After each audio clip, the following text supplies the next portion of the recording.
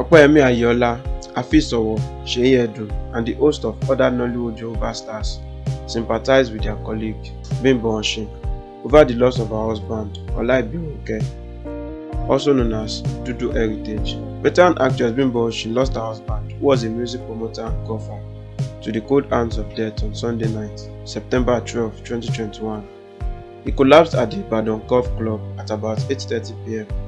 while he was out with his friends. However, she tried to revive him, but ended up fruitless. The shocking news of the music promoter Balogun's death has gone viral and has remained a mystery as to the cause of his demise.